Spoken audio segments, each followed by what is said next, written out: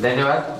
हमारे बीच सोनपुर के विधायक सम्मानित विधायक श्री डॉक्टर प्रोफेसर रामानुज प्रसाद हैं। हम उनका आज कार्यक्रम में स्वागत करते हैं, अभिनंदन करते हैं।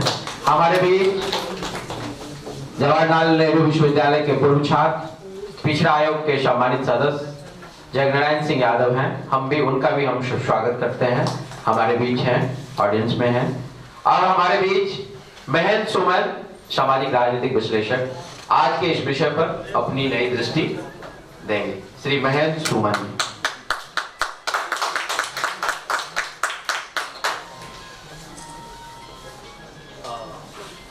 परम आदरणीय अध्यक्ष प्रोफेसर ओपी जायसवाल जी, प्रखर चिंतक कांचा इलैया जी, सम्मानीय डॉक्टर शांति यादव जी,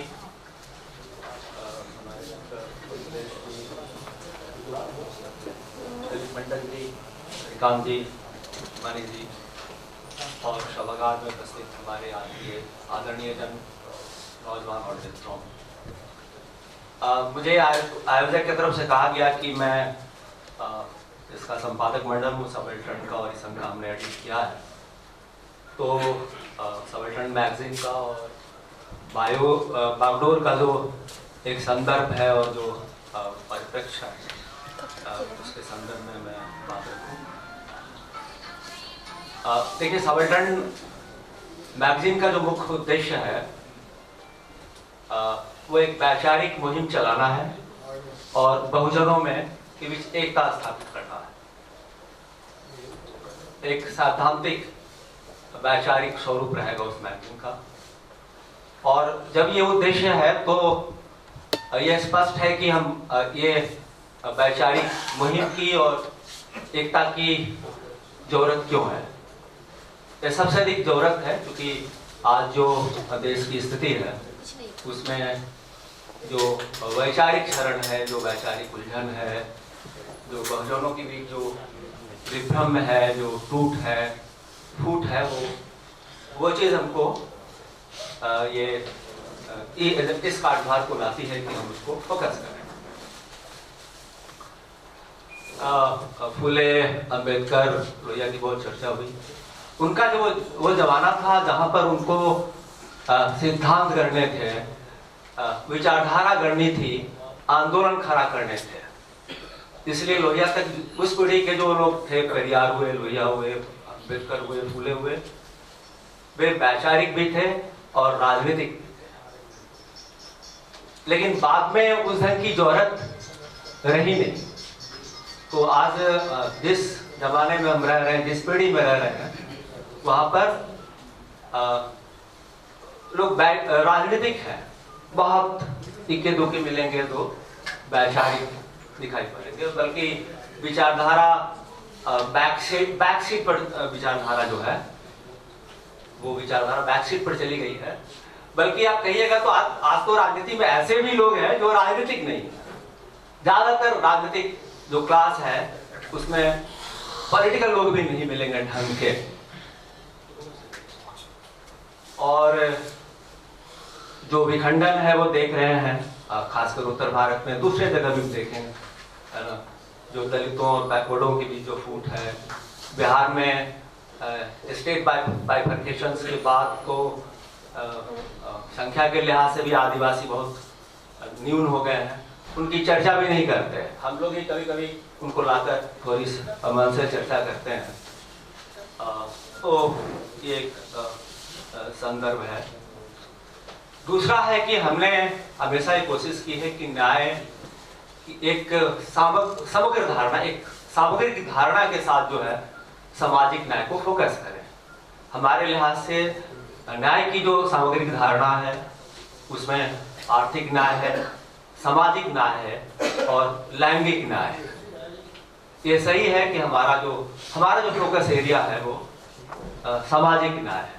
आजकल तो लोग कई विचारक उसमें राष्ट्रीय न्याय को भी अलग से जिक्र करना पसंद करते हैं, पर्यावरण न्याय भी पसंद करते हैं, क्योंकि पर्यावरण में जिस तरह से बन रहा है और पर्यावरण के जो खतरे हैं वो सबसे अधिक सबाल्टर्न समाज को ही उठाना पड़ता है। तो हमारा ये संदर्भ ये रहता है। और जब हम सामाजिक न्याय को केंद्र करते हैं तो इसका आर्थिक न्याय, लैंगिक न्याय या दूसरे ढंग के चीजों के खिलाफ नहीं खड़ा करते, जो इस देश के वामपंथी हमेशा करते रहे, कि हमेशा आर्थिक न्याय को सामाजिक न्याय के खिलाफ खड़ा कर दिया या सामाजिक न्याय को आर्थिक न्याय के खिलाफ खड़ा कर दिया।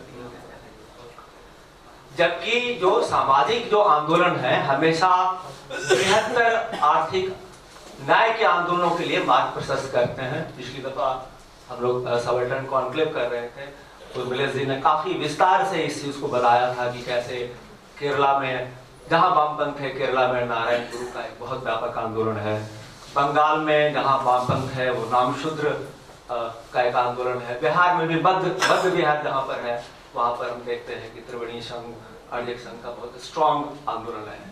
तो वामपंथी आंदोलन भी वहीं पर जमा पाए जहां पर सामाजिक आंदोलन की एक परंपरा है, एक पृष्ठभूमि है।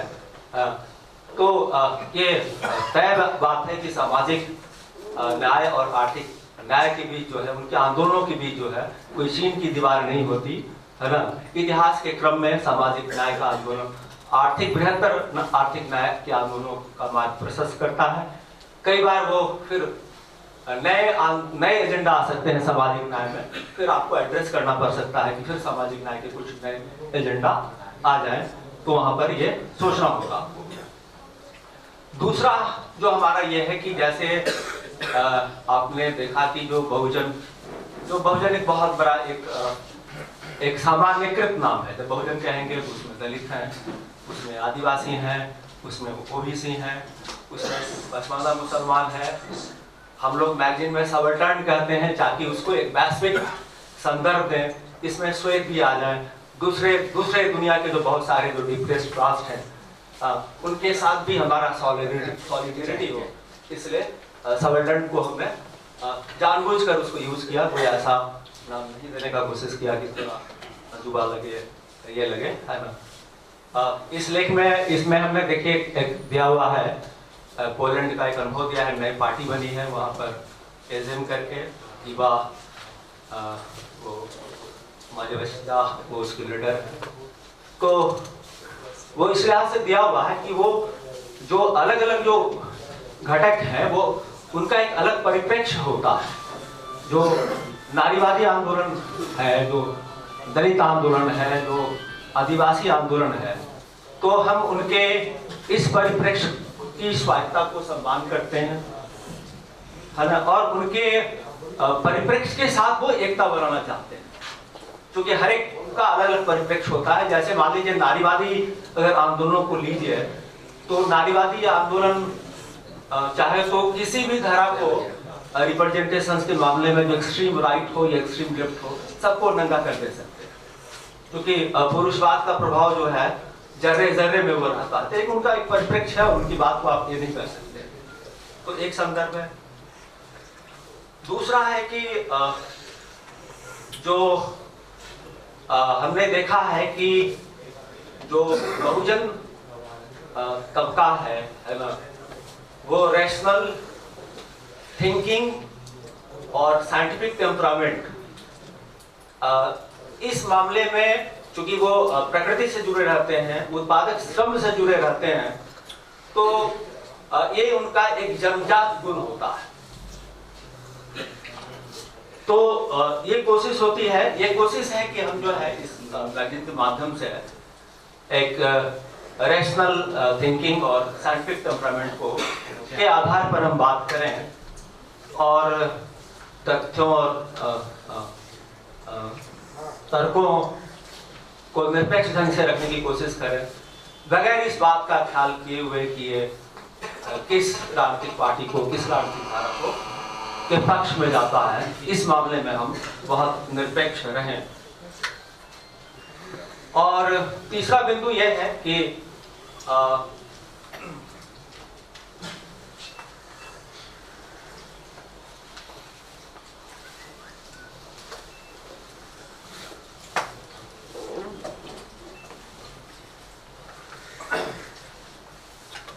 कांचा साहब को मैं कुछ अखबारों में पढ़ता रहता हूँ।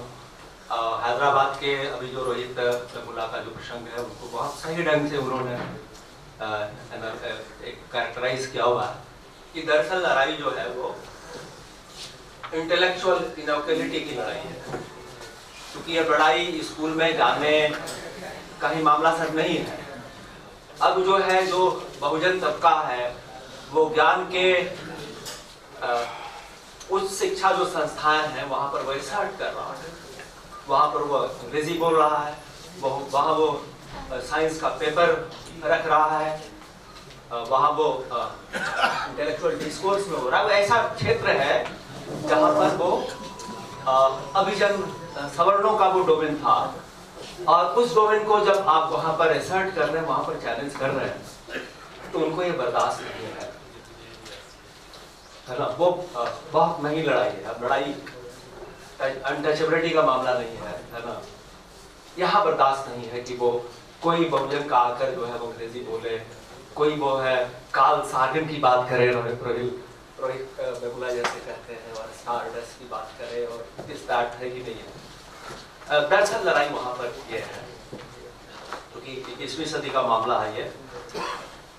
तो बिहार में तो चूंकि इस ढंग से बहुत इंटेलेक्चुअल एसेशन रहता नहीं है, इसलिए आप लोग उस ढंग का इंटेलेक्चुअल इनोक्युलिटी का सीधा सीधी कोई बात नहीं पड़ता। एक तरह यहाँ पर एक शून्य है, लेकिन एक चीज जरूर है कि पटना का जो इंटेलेक्चुअल जो स्पेस है, इस स्पेस पर जो भी अभिजन हो भी हो, एक शून्यता, एक वैचारिक शून्यता है, कोई उसमें स्पंदन ही नहीं है।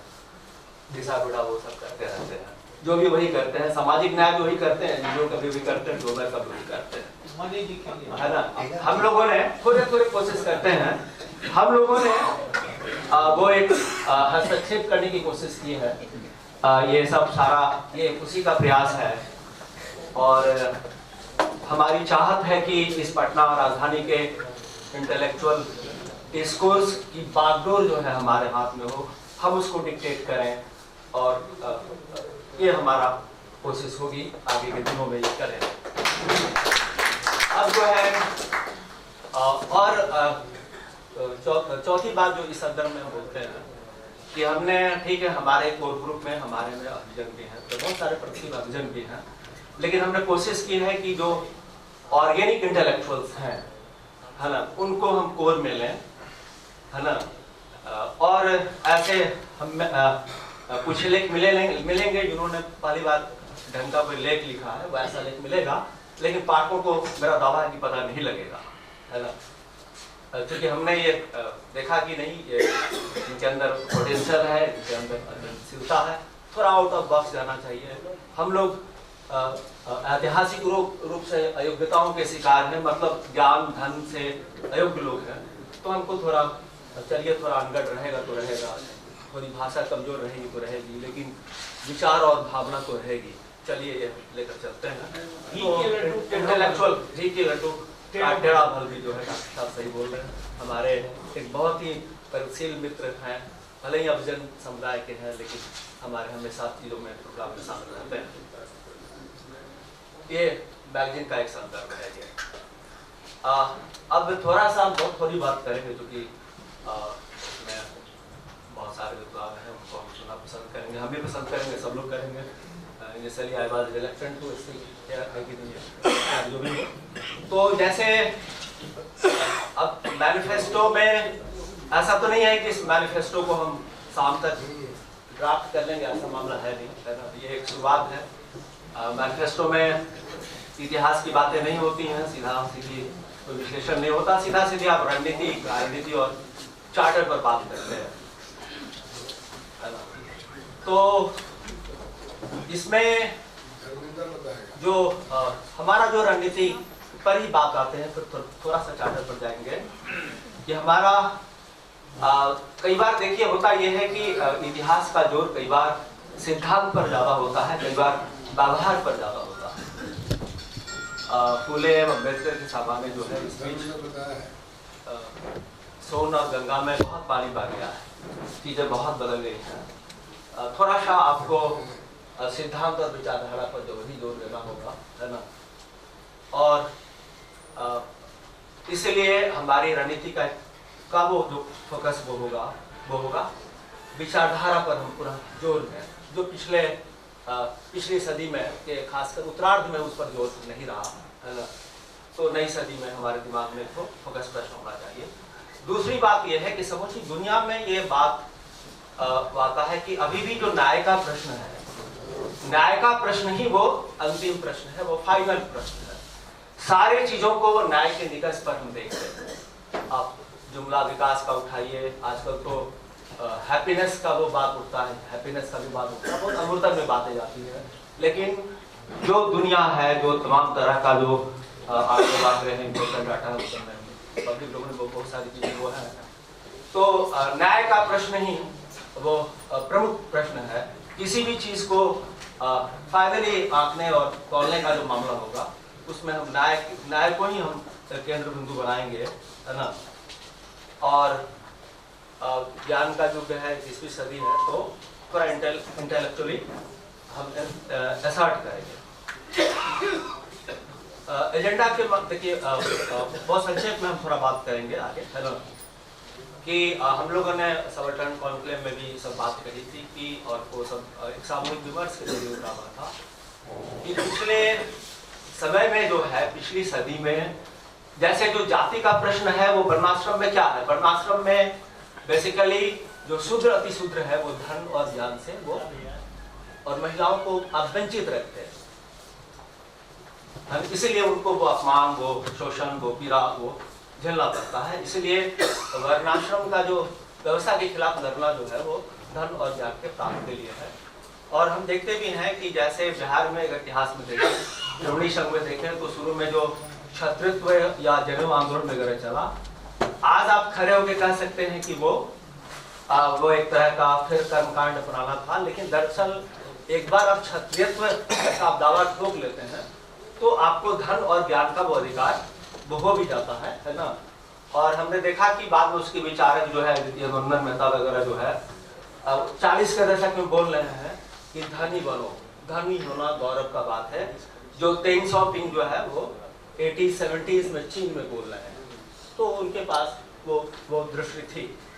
पिछली सदी में हमने जो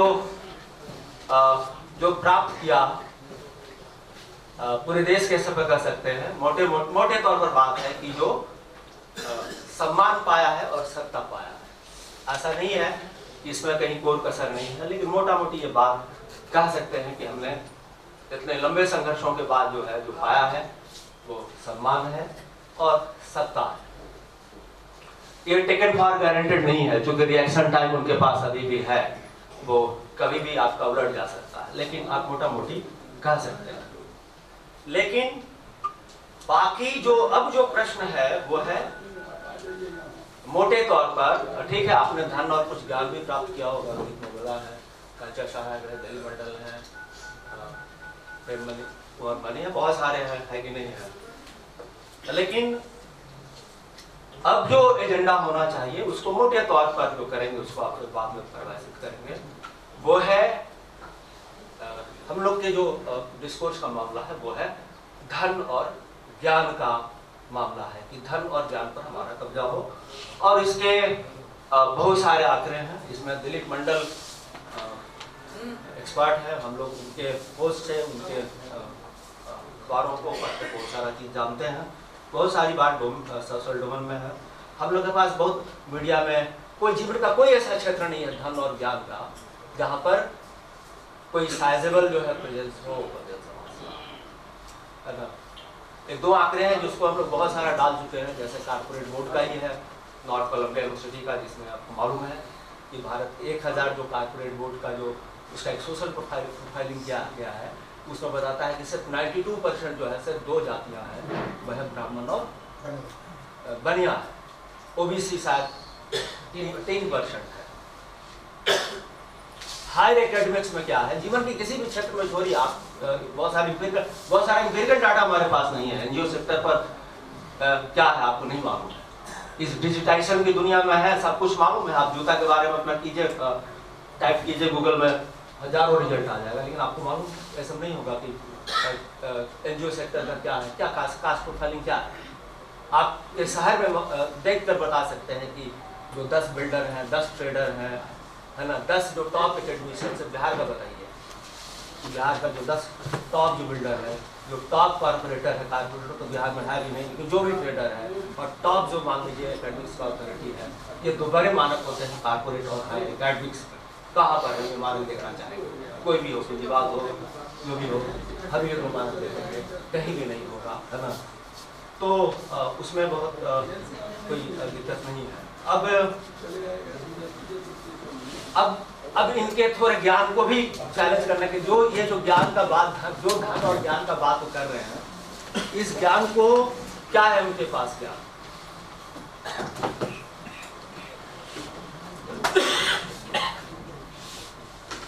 वो सबको मालूम है कि दुनिया के लेवल पर अगर भारत के ज्ञान को, तकनीक को नापिएगा तो बहुत बौना साबित होगा। इसका 2 उदाहरण इतिहास में देंगे, थोड़ी इजाजत है ना, कि ये स्थापित फैक्ट है कि भारत में जो ज्ञान की जड़ता है वो पिछले 1000 साल से ज्ञान जो है, ये जाति व्यवस्था ब्राह्मणवाद की वजह से वो एक जड़ समाज है वो, और पिछले 1000 साल से ज्ञान और विज्ञान के क्षेत्र में कोई मौलिक काम नहीं हुआ। ये एक एस्टैब्लिश फैक्ट है, और इसका एक बड़ा कारण जो है, वो बड़ा कारण, एकमात्र कारण है वो यहाँ का ब्राह्मणवाद है। इसके 2 बड़े इंटरेस्टिंग उदाहरण है जो आज से हम रिलेट करेंगे। 12वीं शताब्दी में एक गणितज्ञ हुए भास्कराचार्य, और उन्होंने एक काल्पनिक जो गणित का एक जो सम होता है √-1 का दिमाग में लाया परिकल्पना में, लेकिन वो आगे उसको नहीं कर सके, क्योंकि हमारे यहाँ जो ब्राह्मणवाद था वो अमूर्त चिंतन और उत्पादक श्रम के बीच एक दीवार खड़ा किए हुए था। जबकि ज्ञान विज्ञान में आपको दोनों ही जगह जाना पड़ता है। आपको एक दौर में आपको जरूरत है कि आप उत्पादक से व्यवहार में जाएं, फिर आप सिद्धांत में जाएं, फिर व्यवहार में जाएं, फिर सिद्धांत में जाएं, ये जरूरी है। वो लैब में जाएं, फिर वो उसको बोले, उनको उन पर भरोसा ही नहीं हुआ, उसको ये हुआ। 300 वर्ष बाद जो है, इटली का एक वैज्ञानिक, बहुत प्रसिद्ध वैज्ञानिक का नाम जानते भी होंगे, कार्डानो जो है, इस सूत्र को पर काम किया। वो एक अविवाहित माता पिता का संतान था, जुआरी था। आप कह सकते हैं जुआ का हिसाब करते करते वो इस सब पर पहुंचा होगा, है ना। और उस जमाने के लिहाज से बड़े महत्वपूर्ण थे, क्योंकि आज वो क्वांटम मैकेनिक्स का वो सब काम भी करता है। उसने इकोनॉमिक्स में भी, क्या बोलते हैं, मेडिसिन के क्षेत्र में भी काम किया, लेकिन भास्कराचार्य जो है वो आगे नहीं बढ़ सके। इसका एक दूसरा विपरीत उदाहरण दीजिए कि वो मेहरौली का लौह स्तंभ लीजिए, उसका कोई आपको डॉक्यूमेंटेशन नहीं मिलता है, क्योंकि उसको बनाने वाले उत्पादक श्रम में नियोजित बहुजन थे। उनके पास ज्ञान नहीं थी, शिक्षा नहीं थी, उसका डॉक्यूमेंटेशन नहीं कर सकते थे। ये दो उदाहरण मिलेंगे। उनके उदाहरण आज भी जारी हुए हैं। पिछले बार बॉम्बे कांग्रेस में मोदी गए तो अपना मजाक उड़ाकर चले आए, क्योंकि उन्होंने वो गणेश जी का सूर और वो ये दशरथ की बीवियों का फल का ये सब करके जो बोला कि ये प्लास्टिक सर्जरी है, वो जेनेटिक इंजीनियरिंग है, और वो वगैरह वगैरह। तो लोगों भारत के प्रधानमंत्री क्या ऐसा बात कर रहा है। इस बार हाल में जो मैसूर कांग्रेस हुआ, उसमें उनके मेक इन इंडिया का काफी मजाक उड़ाया गया। उसमें एक ब्रिटिश फिजिस्ट आए हुए थे, डेविड जे ब्रॉश। उन्होंने कहा क्या आप मेक इन इंडिया करेंगे, टेक्नोलॉजी लाएंगे, उसको फिर नकल करेंगे, प्रोडक्ट करेंगे, क्या कितना बना पाएंगे, सस्टेन ही नहीं करेंगे। अगर आपको रियली मेक इन इंडिया करना है तो discover, invent and make in India करना पड़ेगा। आपको बेसिक साइंस जो है को इसको स्ट्रॉन्ग करना पड़ेगा, है ना, तब आप बढ़ेंगे। एक तरह का उन्होंने मजाक ही उड़ाया, काफी मजाक ही उड़ाया कर सकते। तो इसमें हम लास्ट में कंक्लूड करेंगे, थोड़ा बातें कर देते हैं कि देखिए हर एक जो सबको मालूम है कि सामंतवाद के मुकाबले पूंजीवाद ज़्यादा प्रोग्रेसिव होता, ज़्यादा अवसर मिलते हैं, है ना।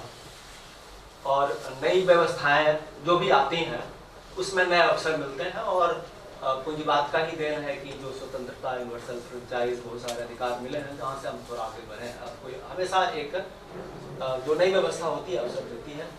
ये अलग बात है कि बहुत सारी जो नई व्यवस्थाएं जो होती हैं वो बहुत सारा वो नई विपन्नता और नई गुलामियों, नई शोषण को भी जन्म देती है। तो इस अवसर को ये देखना होगा। नहीं, हम एक बात और ब्राह्मण बात पर करते हैं, क्योंकि अभिजन मन का बात है, जो अमूर्त चिंतन और उत्पादक श्रम का जो बात कर रहे थे। देखिए भारत का जो अभिजन है दुनिया का सबसे रूढ़िग्रस्त अभिजन है, क्योंकि इसकी जो मानसिकता है वो हजारों साल ब्राह्मणवाद के खाद पानी में बना हुआ है। यूरोप के अभिजन के तरह वो एक रेनेसा और इनलाइटन के प्रक्रिया से वो नहीं गिरा है,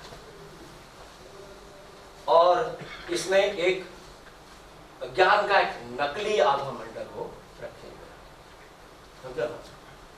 तो इस वन से हम बोल सकते हैं और कि 90% फर्जी लोग हैं और बहुत सारे गढ़ जो है वो बना हुए हैं। उसका एक दिलचस्प उदाहरण देंगे, बहुत लोगों को अच्छा लगेगा कि बिहार में एक प्रोपेगेंडिस्ट है, वो प्रोपेगेंडिस्ट है, बिहार बाहर वाले है कि नहीं। अब उनको मीडिया में और उनका जो आभा मंडल है लगा कि वो तो बिहार के इलेक्शंस का विनर है, वो स्ट्रैटेजिस्ट है। इससे बड़ा मानसिक दिवालियापन क्या हो सकता है? No Prashant Kishor of the world can win election for you in Bihar, या you can say any part of the world, है कि नहीं है। लेकिन पॉलिटिकल लीडरशिप का अपना कंपल्सन हो सकता है, क्योंकि अपने ढंग से वो मैंडेट को बहुत ढंग से वो थोड़ा दुनिया को दिखलाना चाहते हैं। लेकिन हमें कोई भ्रम नहीं है, वो उनको भी वो बदमाशी कर रहे हैं, उनको भ्रम नहीं है ना। हो सकता है उन लोगों को कोई भ्रम हो, है ना। तो हम अब दूसरी बात पर आते हैं कि बहुत सारी संभावनाएं, बहुत सारी नई व्यवस्थाएं, हमेशा नया चीज जो है को अपनाना चाहिए। नया ज्ञान है, नया विज्ञान है, नई तकनीक है। दिलीप मंडल जी काफी बोलते हैं, तकनीक वगैरह की बात को करते हैं। वो तकनीक में क्या ताकत होता है, सोशल मीडिया में क्या ताकत होता है, दिलीप मंडल जी का पोस्ट को पढ़ के देखिए। हजारों हजार, 5-5 हजार, 10-10 लाख होता है, कितना बहुत सारी बात जाते हैं। तो हम लोग तो बहुत सारा चीज उनसे सीखते हैं, बहुत सारे फैक्ट्स वगैरह देखते हैं। तो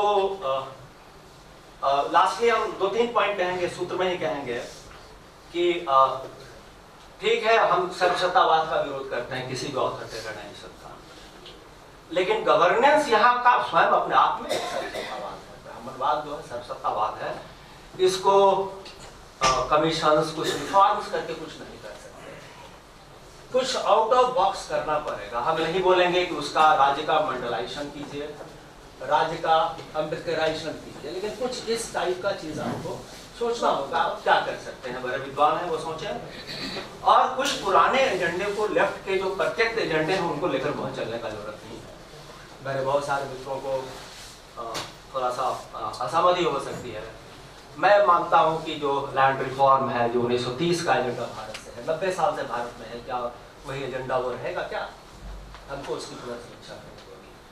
कौन स्कूल सिस्टम है वो 60 का एजेंडा, क्या वही रहेगा? हमको पुराने आंदोलनों, पुराने डिमांडों को वो समीक्षा करनी होगी। और समय पर कहें तो ये धन और ज्ञान पर जोर देना होगा, विचारधारा पर जोर देना होगा, गवर्नेंस के मामले में आउट ऑफ बॉक्स सोचना होगा। कुछ जो डिमांड्स है पुराने, जो 100 साल से 50 साल से जो चले आ रहे हैं, बहुत सारे आंदोलन है, उसकी पुनर्समीक्षा करनी होगी। नई जो परिस्थिति है, नए जो डिमांड्स है उसके आधार पर। और इन चंद शब्दों के साथ शुक्रिया, धन्यवाद।